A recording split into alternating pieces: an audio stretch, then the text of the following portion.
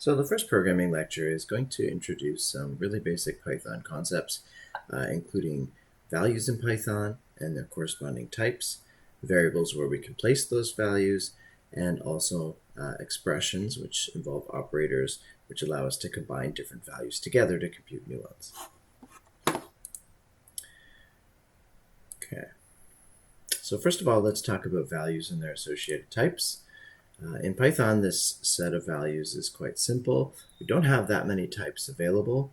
So we have numbers, and of course numbers can take on different types. So we can have integer types. We can also have long integer types, which is used when the values are really large into the positive end or really large into the negative end.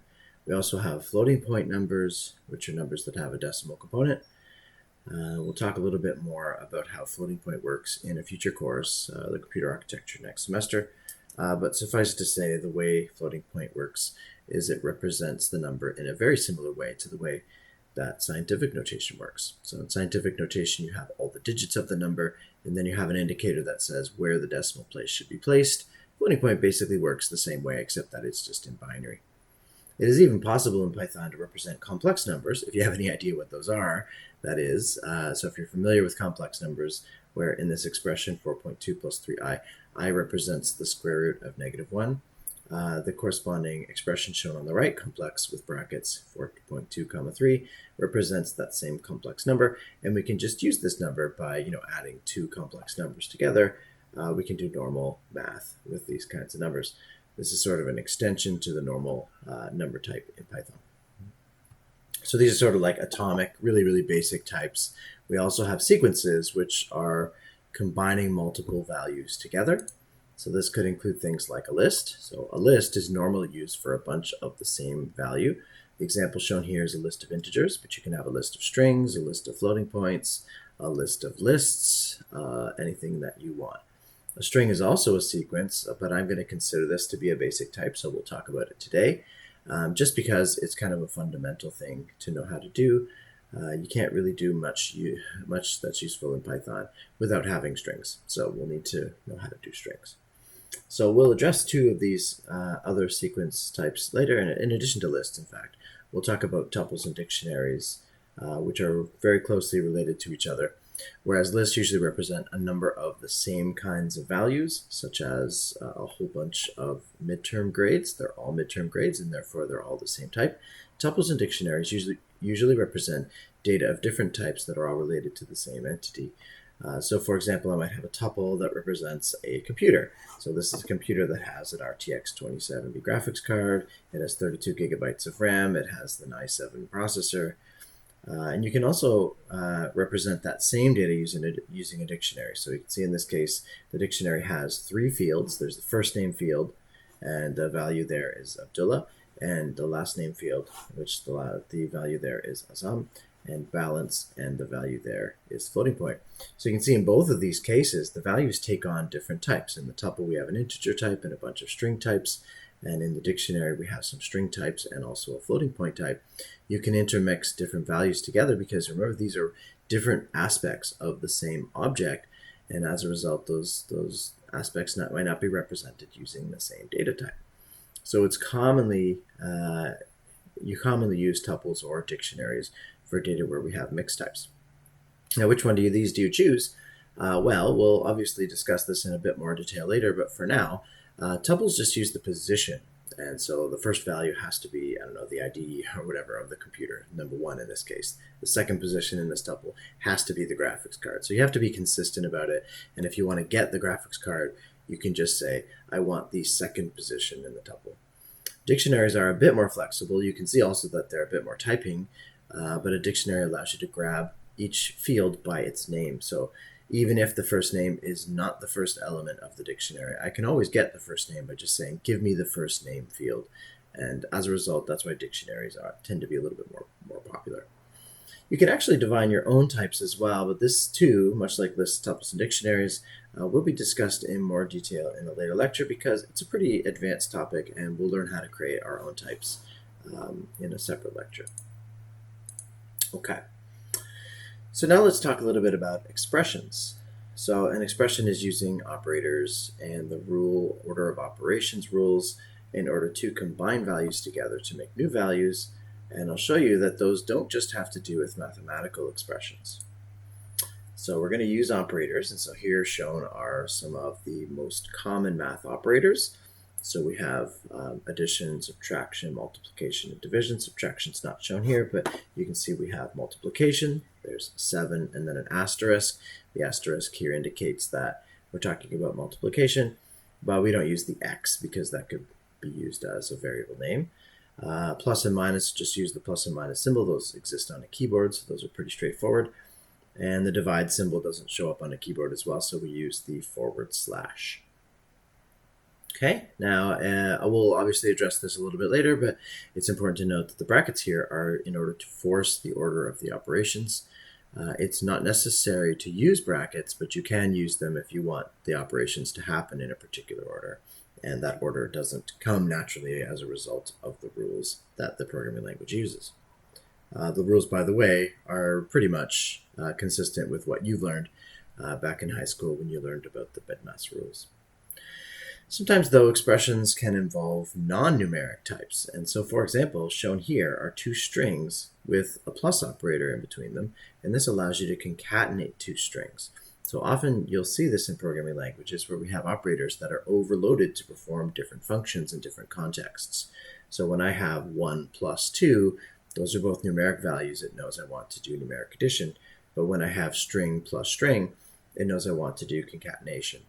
And it's possible that there are some combination of values that aren't defined. For example, if I were to take quote computer plus 1, Python wouldn't know what to do with that because it doesn't know how to add a string and an integer together. And even though you may have an idea of what that means, Python doesn't make any assumptions and automatically, add the string equivalent of the number to the end of the string, for example. It doesn't assume that. It's up to you to explicitly do that. Just a couple points since we're talking about strings here. I want to just note that both of the strings here have been delineated differently. So we have a double-quoted computer and we have a single-quoted science. In general, the quotes can be used interchangeably. You can't obviously mix and match. If you start a string with a double quote, it has to end with a double quote. There are some subtle differences between the double quotes and the single quotes, but the key difference is that inside a double quoted string, you can have a character that looks like a single quote without having to do any special escaping of that character. And very similarly, in a single quoted string, you can have a double quote character in there without escaping it.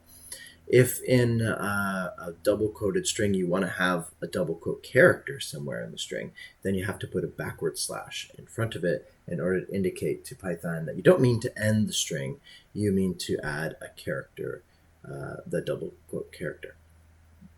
So regardless of whether the expressions are numeric or not, they always have a type, and we can infer that type if we know all of the values in the expression.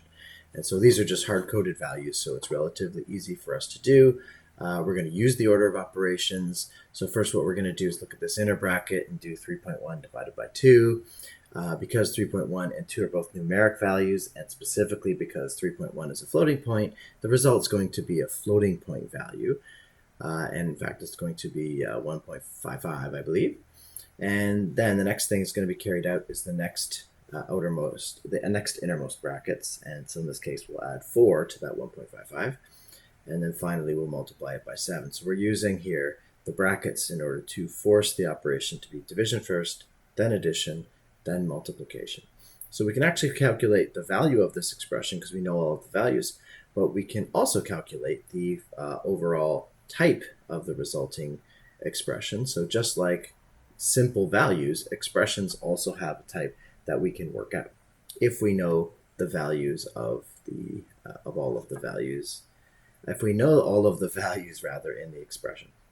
So in this case, you can see that we have two values being divided here. One of them is a floating point, so the result of this is going to be a floating point. And if we're adding an integer to that floating point, the result is going to be a floating point. Python doesn't drop the decimal part of a number unless you ask it to, so it tries to maintain that precision if it can. And so adding an integer to a floating point, it wants to keep that 0.55 around as long as it can. And then similarly, when we multiply it by 7, it's still a floating point. So it's possible to infer what the type is of an expression. Again, you have to know all of the values in order to do that. Okay, so let's go through a quick survey of some of the most important operators that you'll see. So we talked about addition and subtraction. Let's just use the standard symbols on the keyboard. And multiplication and division, just use the asterisk and the forward slash. There's also a special version of division used for integer division. It's interchangeably called floor division and integer division. I'll try to explain where the heck that comes from, but basically when you do integer division, it doesn't care about the decimal portion of the answer. So in this case, 16 divided by 3 normally would have a decimal part of the answer, but because we use slash slash, the double slash indicates floor division, it's going to drop that fractional part. So instead of getting the answer of 5.33333, it's going to drop the 0.33333 and just give us 5.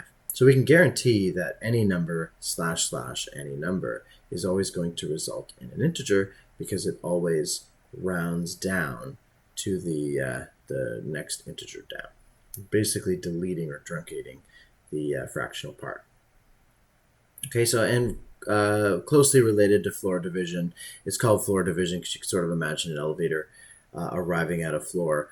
Floor division goes down toward the floor, and instead of if the number is somewhere in between floor 1 and floor 2, it goes down to floor 1.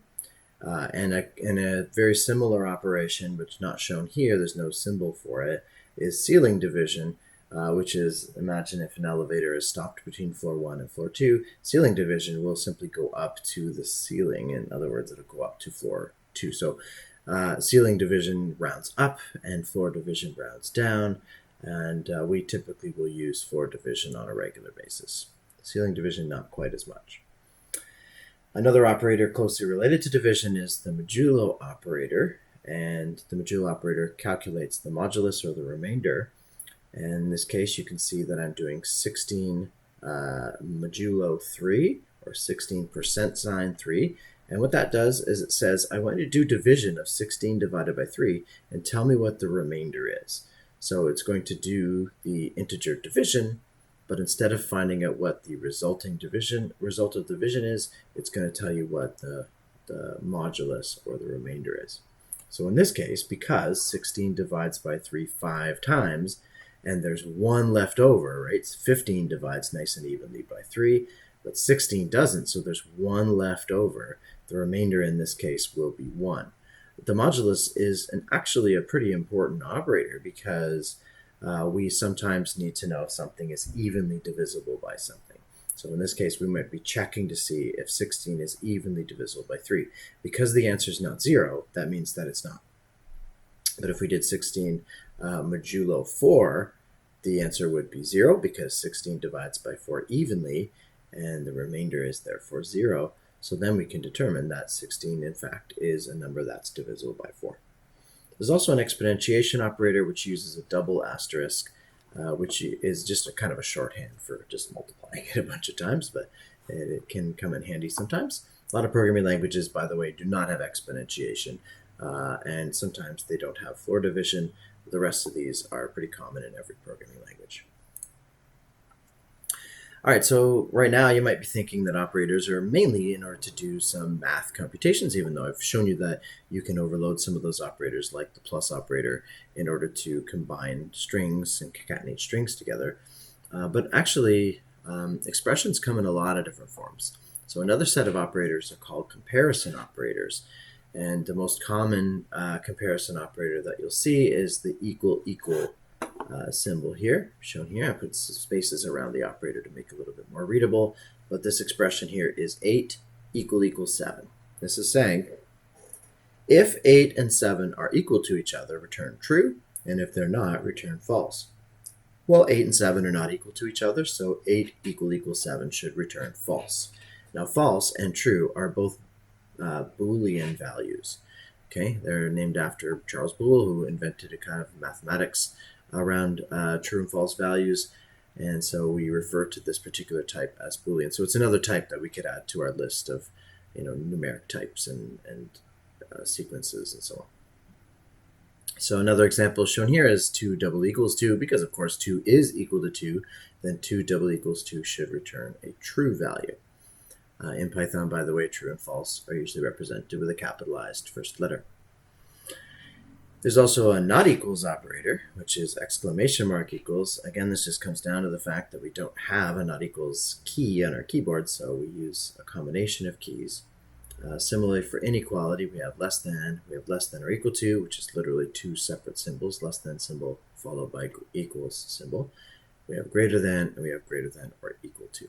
So in this case, the 3 not equals 5 is true because 3 is not equal to 5. 3 less than 4 is also true because, of course, 3 is less than 4, and 3 less than or equal to 4 also true. 4 is greater than 3, and 4 is greater than or equal to 3. So all of these 5 expressions here all result in true. But you can sort of think of them as expressions computing a value. So we're taking the two values. So take the, for example, 3 not equals 5. We're taking the value 3 and the value 5. We're using the operator not equals to combine them together into a single Boolean value. Just like 3 plus 5 combines together into a single integer value, so too does 3 not equals 5. So don't think of these as kind of a unique and different thing from the numeric and mathematical expressions that I've shown you on the previous slide. They are really one and the same thing, and this will help you to understand programs that you see that other people write. Another type of expression is an assignment expression. So the standard one is just to say, variable equals value. And so we have kind of this concept here where we have an equal sign instead of two equal sign like we had on the previous slide. Two equal sign means I want to see if the two values are equal to each other, but assignment is saying I actually want to set the thing on the left equal to the thing on the right. So we have this concept of left-hand side and right-hand side. So when you see an assignment statement like x equals 15, let's take a look here. We always have a variable name on the left-hand side, and we can have any kind of value on the right-hand side. So this could be a constant value like 15 is shown here. It could be an expression like a math expression like we saw a couple of slides ago. We can call a function and take the value that's returned by that function and put it into the variable. That's called the right-hand side. Okay, so you can pretty much have any kind of value on the right-hand side, but the left-hand side needs to be a variable. Now that being said, there's an exception to that in Python where you can assign multiple values at the same time. So you can see here we have x comma y equals 4 comma 5. And what that allows us to do is simultaneously set the value of x to 4 and the value of y to 5. This is especially helpful if we ever want to swap two variable values. We're going to talk a little bit more about variables in a minute, but imagine I have a variable called x and a variable called y, and I actually want those values to be swapped. What I can do is I can say x comma y equals y comma x. In a lot of programming languages, this will take 3 lines of code in order to swap these two values, but in Python you can do it in a single line because literally this is saying take the value of y and the value of x and put it into the variable x and the variable y. And it'll put the y value into x and the x value into y, but it does so in such a way that it copies the values before the x and y values change. Because if you imagine, you set the value of x equal to the old value of y, well, the value of x is now gone. You have this new value of x, and now you can't take the old value of x and put it into y anymore. But in Python, there is this notation that allows you to do that. You never need to use multiple assignment, but it can make your program a lot simpler, especially when you're doing swaps. Similarly, you don't ever need these compound assignment statements, but they are quite handy, and you'll find yourself preferring them because it involves you typing a little bit less. Basically, what compound assignment allows you to do is a shorthand for something. So for example, shown here, the example is x plus equals 1. And that basically means take the value of x, add 1 to it, and put the resulting sum into x. So basically what I'm saying is increase x by 1. So I could do this the long way by just saying x equals x plus 1, or something that a mathematician probably wouldn't appreciate. But for a computer scientist, that's a very normal statement to see. Because if you think about it, the right-hand side of that assignment statement is just x plus 1. So just take whatever the current value of x is, add 1 to it, and that's the value for the right-hand side. And then because you're saying x equals x plus 1, it's saying take that new value, that increased by 1 value, and put it into x. So it just really adds 1 to whatever x currently is. So because you're going to be doing that quite frequently, having a nice shorthand way of doing it, x plus equals 1, is going to be handy. You can also multiply the value of y by 2, as you can see here. Y multiply equals, or star equals 2, is going to take the value of y, multiply it by 2, and put the resulting doubled value back into y. We can also divide the value of z by 10, as shown here, and most of the math operators can be used in this compound way. In some programming languages, there's another form for this where you can see something like x plus plus or y minus minus, and x plus plus is an even shorter shorthand for x equals x plus 1. Just so you know, Python unfortunately doesn't have that operator. Okay, you can use x plus equals 1, but you can't use x plus plus. All right. Anyway, so just a reminder what the standard assignment, which is the only thing that you absolutely need from this one slide here, is it takes the value from the right-hand side and it copies that value into the variable that's on the left-hand side. And it's really important not to mix this up with the equality operator, which is the double equals, which takes two values and it returns true if those two values are the same, and it returns false if they're different. So oftentimes people are new to programming, they mix up the equals and the double equals operators. And that's just because they're thinking in terms of math. And math tends to use the equals sign to represent both of these things. You'll say something like, let x equals 1. And in that case, that's like an assignment statement where you're saying, well, there isn't a variable x. Let's make one, and let's give it a value of 1.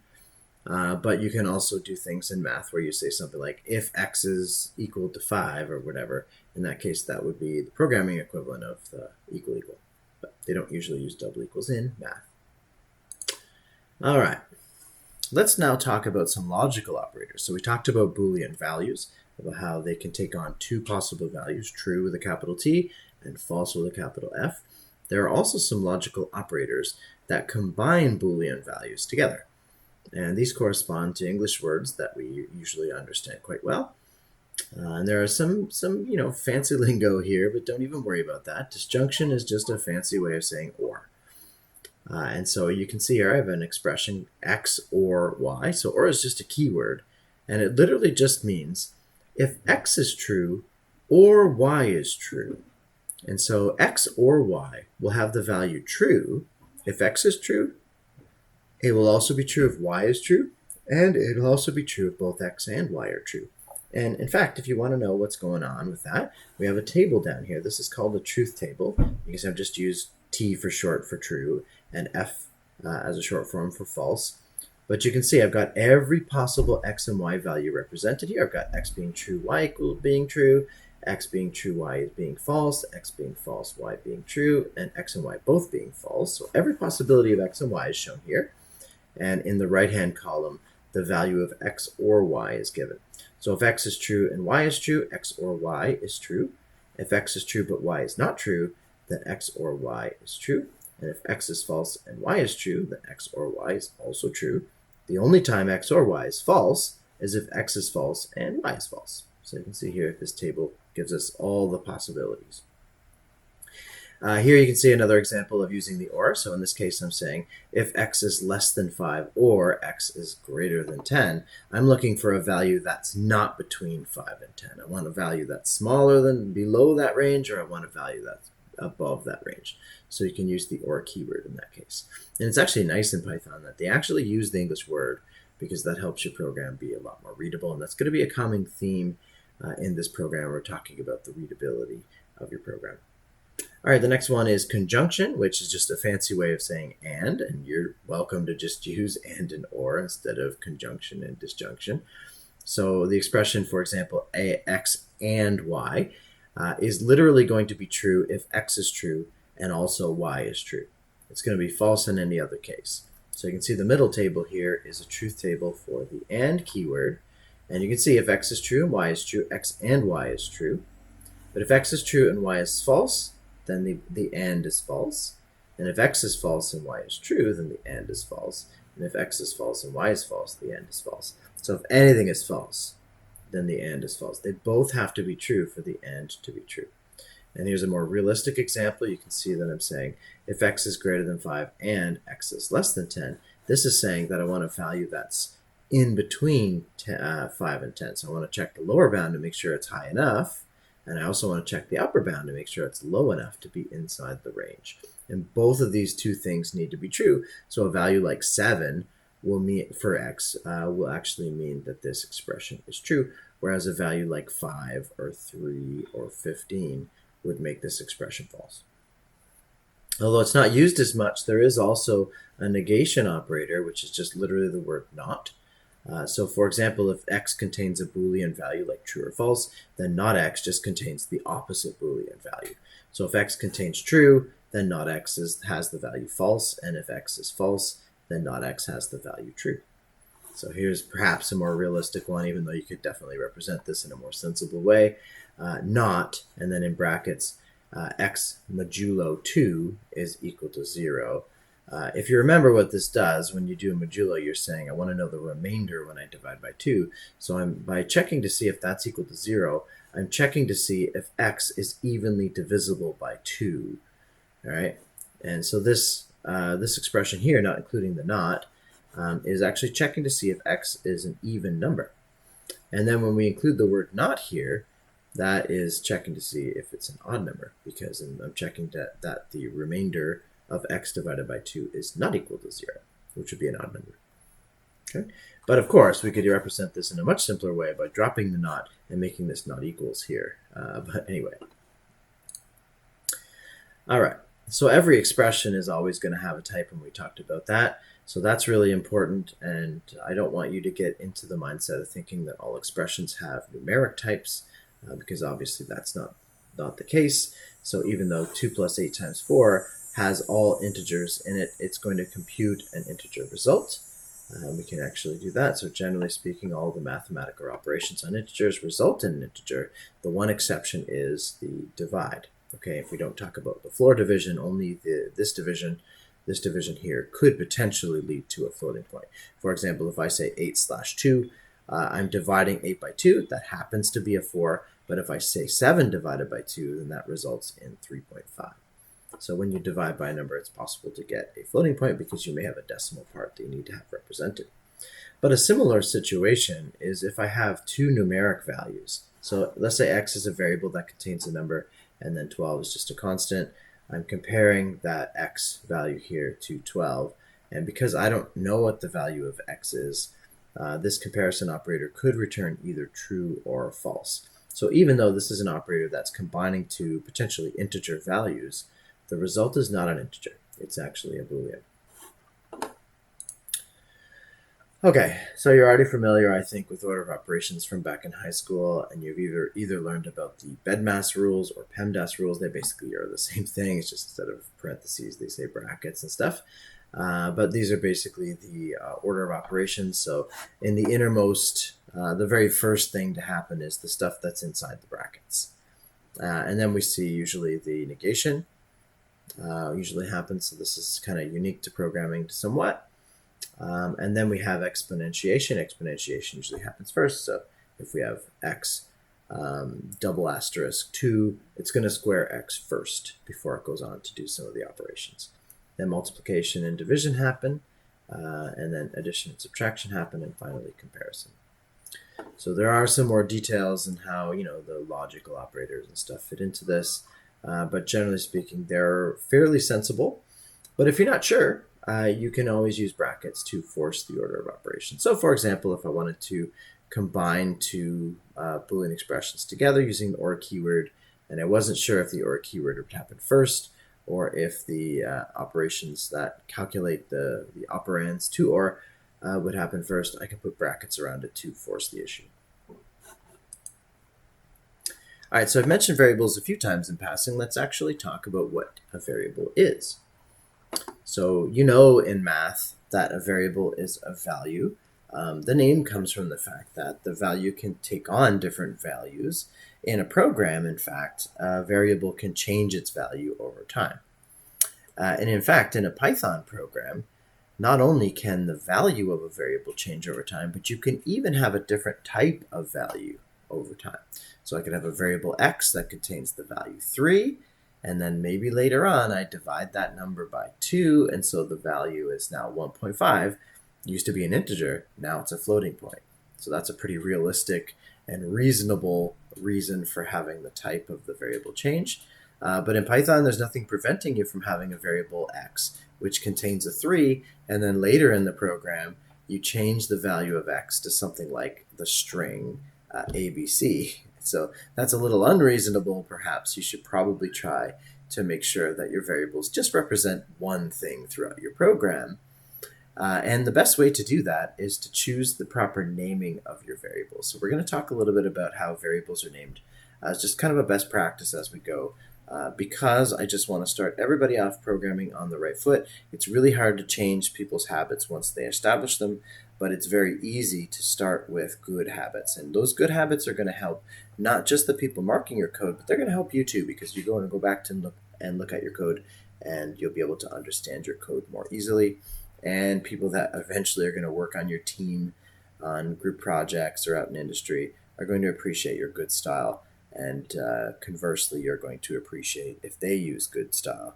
So it's a good idea to teach this because it makes for much happier and more collaborative teams. All right, so let's just talk about what variables are. They're basically a place in memory where a value is going to be placed. So we've talked a lot about values, and you shouldn't be too surprised that your computer is going to place that value somewhere in its memory.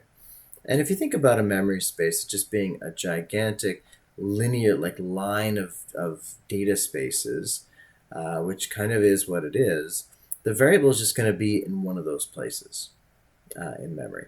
Or if it's a big value, it might occupy multiple spaces. So for example, an integer might take up 4 spaces in memory because it's a 32-bit value. We'll talk a little bit more about binary in future courses. So in memory, all of the locations where we can put a value have a unique address.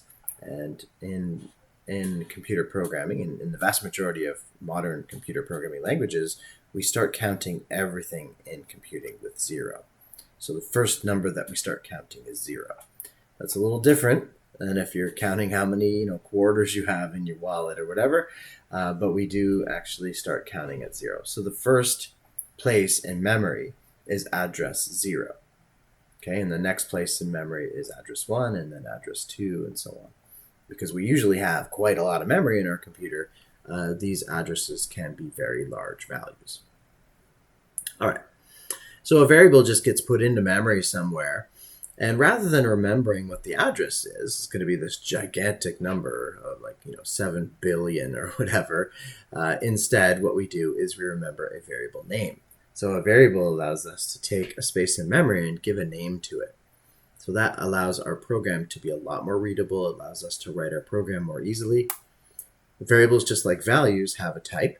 Of course, if we put a value into a variable, that value had a type. So now the variable has a type.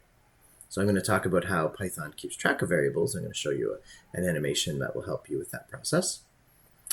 One thing about Python that differs from some other programming languages that you might know is that you don't need to declare a variable's type. You don't say, well, let's declare a new variable that stores an integer. As you can see here, I have this declaration here. That's a C++ declaration. I'm saying I want to create an integer variable called numStudents, and I want to set that value equal to 8. So that's valid C++ code.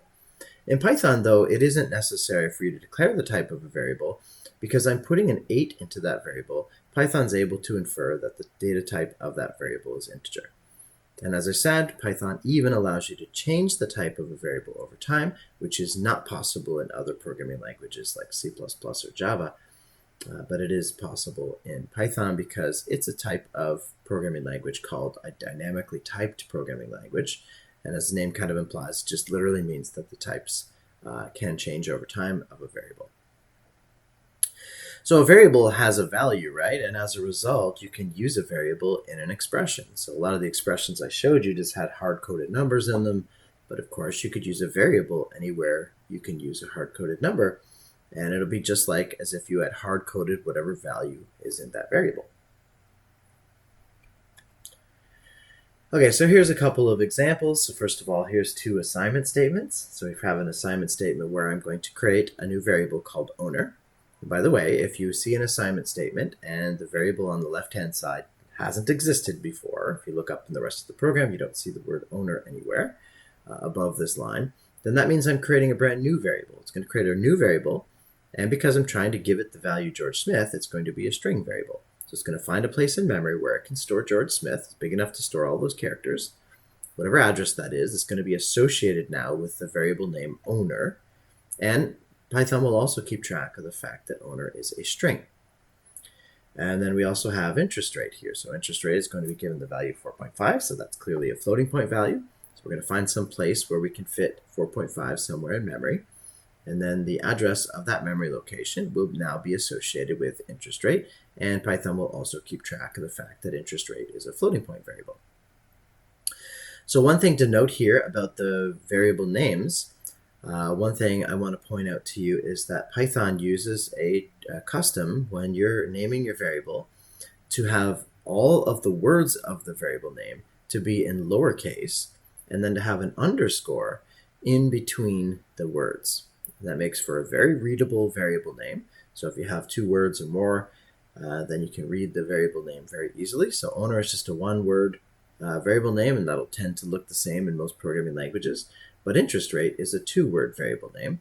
And yeah, it isn't always necessary to name your variable with two or more words, but allowing you some flexibility in what you name your variables can mean that your program is a lot more readable. So interest rate is very clear. If I had just done something like interest, it might have been clear enough, but interest rate is very direct. It's talking specifically about the percentage of interest rate. Now, it is also possible if at some point in your program you want to check to see what the current value is. So I know I set the value of owner here to George Smith, but it's also possible that the value could have been changed somewhere else in the program after I initialized this variable. So you might want to print out the value of it. What I like to do when I'm doing this is I like to include the name of the variable. And so the first print statement here prints out a string. So you can see the single quotes around it with owner and then colon. And then because there's two values being passed to the print function here, it's then also going to print out the actual value of owner. And print likes to put a space in between these two things. So basically what's going to be printed is owner with a capital O, colon, space, and then whatever the value of owner is, probably George Smith. And the statement just below that does exactly the same thing. It's just kind of more modern Python syntax. It's using something called an F string. And so you can see we just have a string here. There's an F in front of it. That's where the name comes from. The F is just short for formatted. And you can see it's just text at the beginning of the string. It's just owner, colon, space. And then we get to this curly bracket expression. The curly bracket allows us to have any Python expression inside it. Since we just learned about expressions, this is very relevant. A variable on its own, in fact, is an expression. It's kind of a boring expression because it doesn't have any operators, but indeed it has a value. So I can put it inside the curly brackets, and it'll take that value and insert it at that position. So this F string here will take the characters owner, O-W-N-E-R, colon, space, and then it'll take the value of owner, maybe George Smith, and it'll insert it into the part where the brackets are shown here. So actually the output of these two lines are exactly the same. To me, the second notation is a lot more straightforward because you're putting it inside a string, and you can put text before or after the variable value if you want to. Anyway, so there down at the bottom is an example of using a variable in an expression. So literally I'm doing a multiplication here, but instead of just multiplying two constant numbers together, I'm multiplying a constant times the value of a variable. Because variables have values, they can be used anywhere values can be used. So first let's just examine how variables are actually stored in memory. So you can see on the right hand side here we've got a memory map with some addresses shown on the left hand side. And as we declare a variable in Python, such as player name here, we find a location in memory where to put that value, in this case at address 31. and now player name represents that position in memory. So we've got another variable, money, contains 100, and money points to address 17, which is where that 100 is located. And very similarly here, we have Pokemon 1. Oops. Let's try that again. There we go. Pokemon 1, which contains a dictionary, which is something we're going to talk about a little bit later, and that gets placed into memory at location 92. So you can just sort of think of the variable name as an alias for the location in memory where you can find the data that's in that variable. So let's look into a bit more in detail on how Python specifically handles these memory references. So again, what we're going to do is we're going to need a memory map with some variables. And so you can see here again, same thing. We have the addresses as shown before. And we're going to go through the same code again. But this time I'm going to show you how Python keeps track of these variables. So when we get the player name variable, we put that somewhere in memory at address 31. And what we do is we create a table entry in the variable table, which relates the name, player name, to address 31. And it also stores the type of the variable. In this case, player name is a string variable. So the next variable is the money variable, which stores 100, which is a floating point value. So that gets put into memory somewhere, in this case at address 17. And we create a variable entry, a veritable entry for this one. We note that it's a float type variable, and we point that name money to the address 17 where the value can be stored. Similarly here, Pokemon 1, we're going to put that value somewhere in memory at address 92, and we create a variable table entry which relates the Pokemon 1 name and the type dictionary with the location in memory where that data can be found.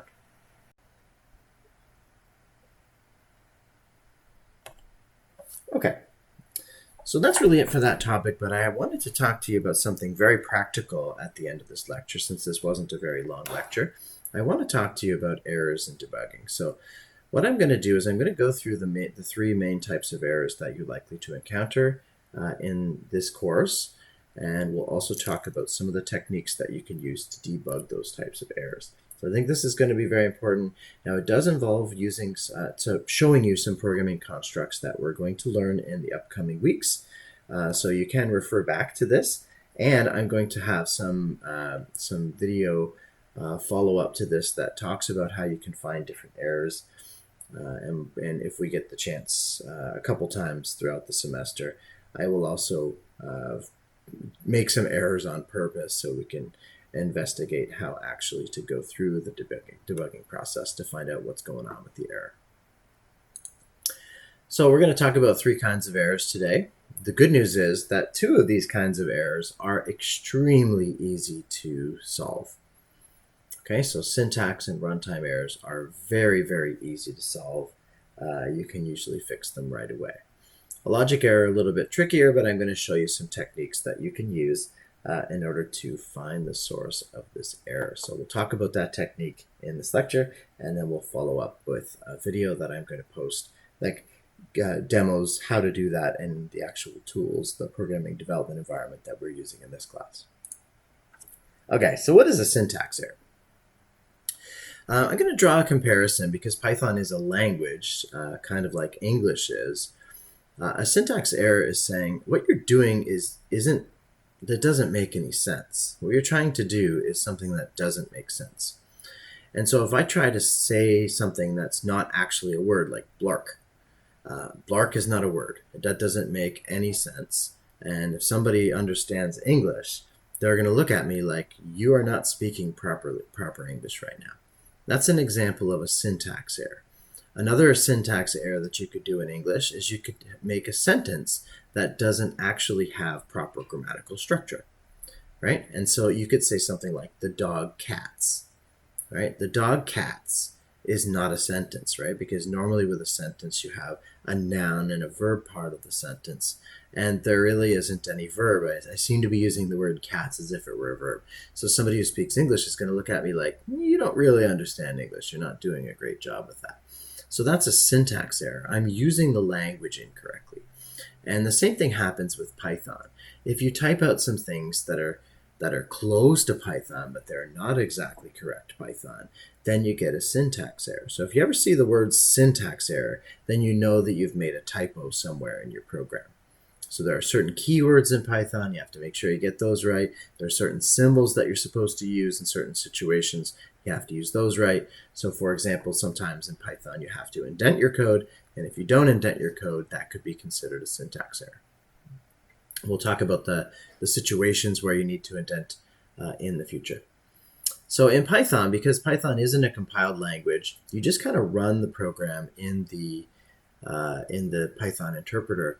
Once the Python interpreter gets to the line of code where the error occurs, it will stop execution, and then it will tell you that you have a syntax error. It might give you some more hints of what kind of syntax error it is, and it will tell you what line the syntax error occurred. So here down here is an example where I'm saying, well, if the value of x is less than 10, I want to print the string small number. Now this is almost a correct Python program. We haven't learned about if statements just yet, so you can be easily forgiven if you don't know what the mistake is here. But in this case, after an if statement, because we have an indented part of the program, which is saying, what do I want to do if the value of x is less than 10? The print statement here is supposed to be indented, and it is. But just before an indented section in Python, you're supposed to have a colon character right here after the 10. And if you don't have that, then that's actually incorrect Python syntax. So if I were to run this program, and I urge you to try this out, download, copy and paste this program from the slides into Visual Studio Code, save it as a .py extension, and try running the program. And you'll get an error message that'll say syntax error. It'll tell you exactly what line the error occurred on, and then that tells you what line you should be looking at to figure out what's wrong with your program. So that's really handy. It tells you exactly the line. It gives you some hints as to what might be wrong. It's really difficult for you not to solve this error in that situation. The next kind of error is called a runtime error, sometimes called an exception, and we're going to be dealing more with exceptions in the future, but you might encounter some exceptions before we get to that part of the course. A runtime error is what you're doing is valid Python code, but what you're doing still doesn't make sense because you're trying to do something that is using the language correctly, but what you're trying to do, as it turns out, just isn't allowed. So for example, if I were to say something like, the shoe speaks, that is a valid English sentence. Okay, it has a noun phrase, the shoe, and it has a verb phrase, speaks. And so from a syntax point of view, it actually makes sense. But from a semantic point of view, from a meaning point of view, if I were to say the shoe speaks, unless I'm writing some goofy novel, it's a very unlikely to be a correct sentence. Okay, and something similar can happen in Python. So imagine, for example, I have somewhere in my program, I have something like x divided by y. That's valid Python. You can have x divided by y in Python, of course. We just learned about how to do expressions. And so a perfectly valid Python expression, it's syntactically correct. But what if y happens to be equal to 0? You probably know that you can't divide by 0.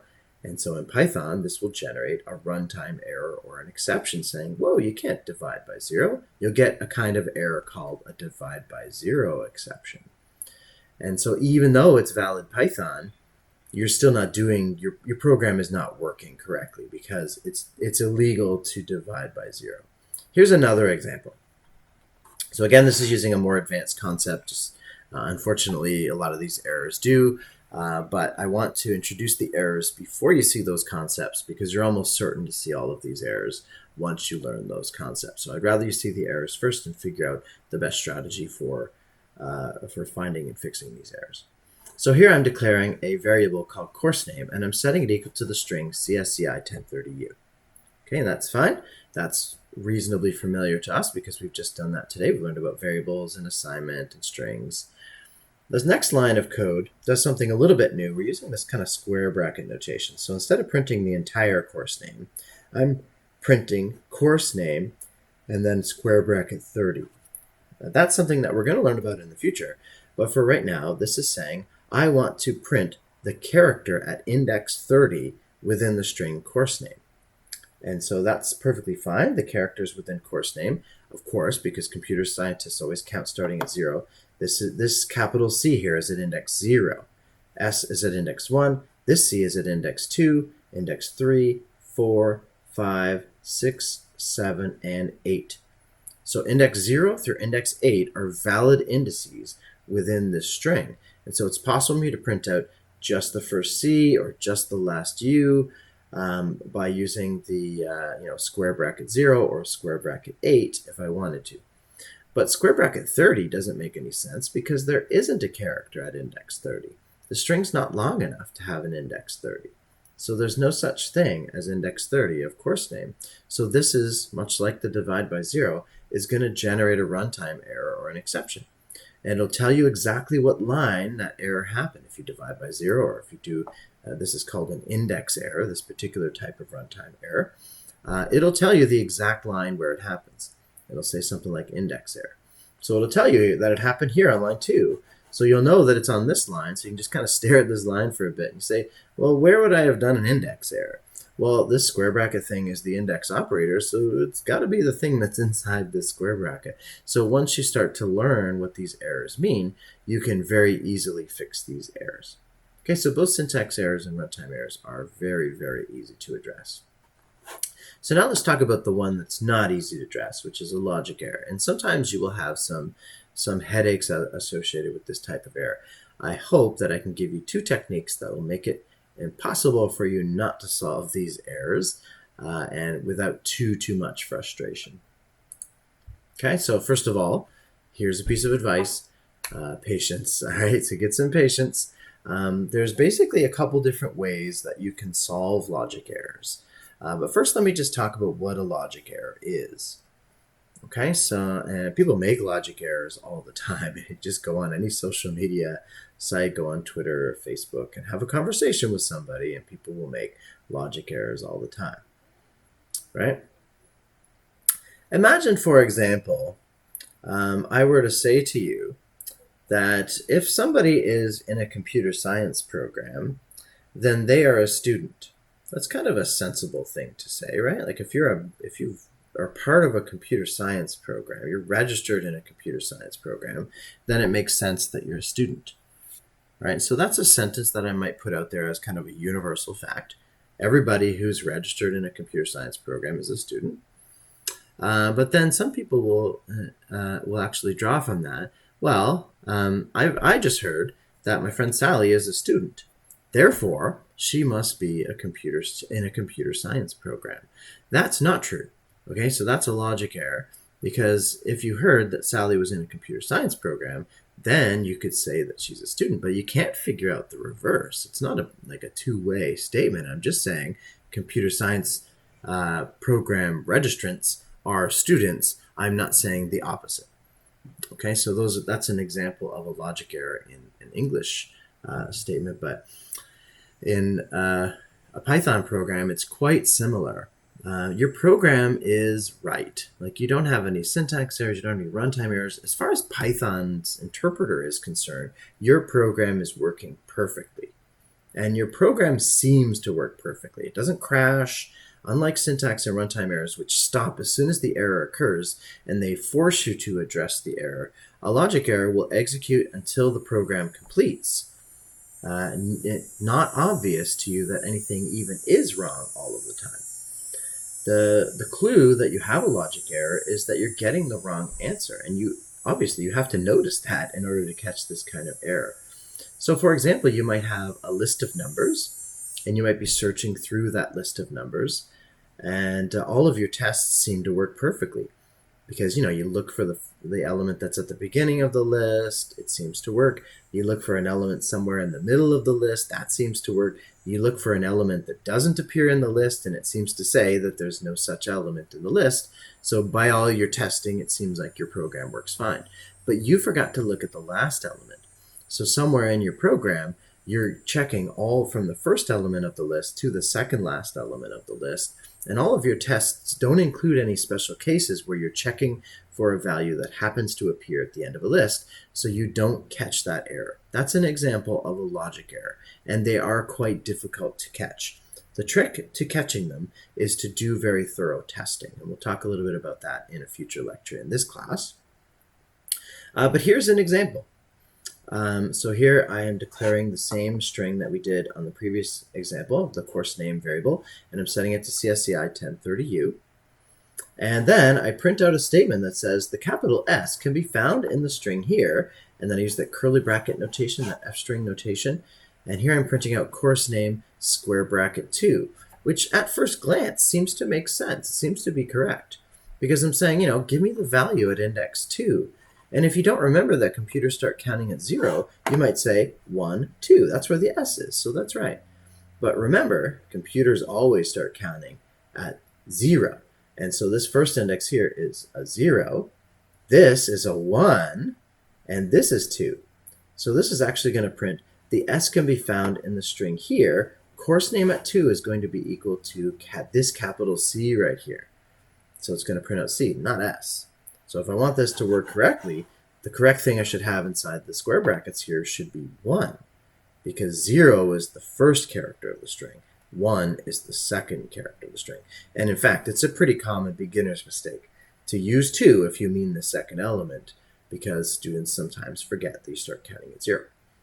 So logic errors can be tricky, and they can actually slip past your radar initially. So it's very important for you to be on the lookout for them. I'm going to give you some techniques for finding logic errors before they happen in a future lecture. But for right now, let's just address how we can find a logic error once you find one in the wild. So if you just happen to be getting some wrong results in your program, and you're like, why is it not finding this value in this list? Or why is it computing this average incorrectly? Something you did in your program is not computing the correct thing. It's not violating any rules of Python in doing so, but it is computing the wrong value. Here's the strategy that you should use to solve. I'm actually going to give you 2 strategies.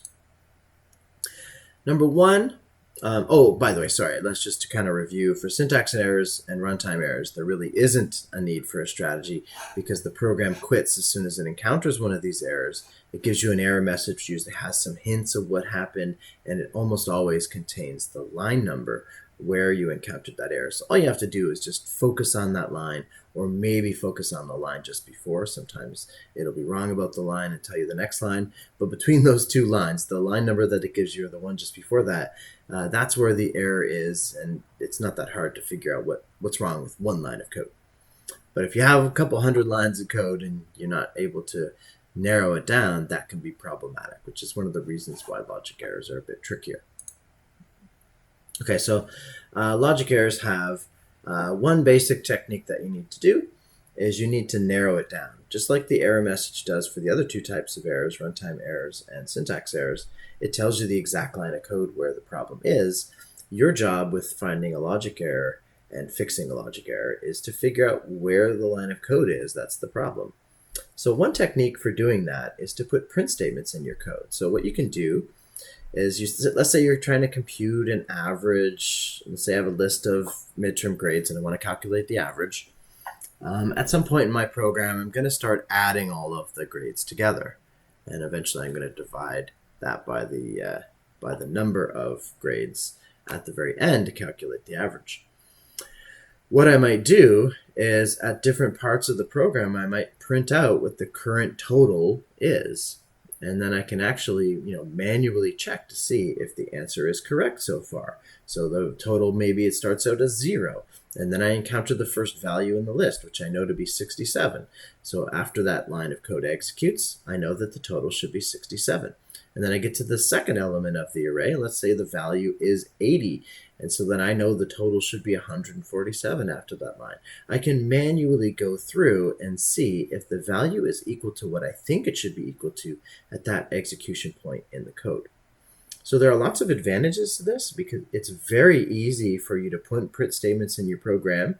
And it's reasonably easy for you to go through that code. It allows you to run the entire program. So you can actually just scroll up and just go through all the output line by line just to see if all of the output statements that you put in there actually make sense. At some point in time, they're not going to make sense. You're like, how did I get that value? Well, that's where you know where your bug is. You go back to your print statement where that was happening, and you say, well, obviously the line just before this line was calculating the total incorrectly. Otherwise, it wouldn't have printed out the wrong total. So that's got to be where the error is. So that's one really good way, and it is the student's preferred way to solve most logic errors. And I totally agree. That's the method that I use as well. If you find this to be too hard to do because maybe putting print statements into your program results in like just massive amounts of output, and then you just don't want to sort through all of that. It's just a little too intimidating. Another thing you can do is you can use a debugger. So debugger is a tool that's provided by your development environment. So I've been using Visual Studio Code, and Visual Studio Code has a debugger. A debugger allows you to step through the program one line at a time, and while it does that, it shows you what the current values are for all of the variables that are accessible in that point in the program.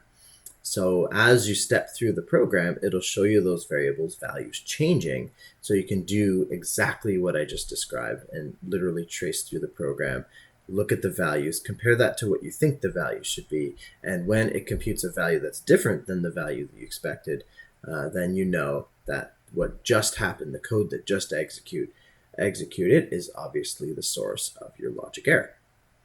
So you can use either one of these. The issue with the debugger is that it can be really tedious if you have a long loop and you want to go through a repeating process where you're going through 100 elements of a list. Going through with the debugger can be very tedious because you're stepping through one line of code at a time and you're repeating that something 100 times or whatever.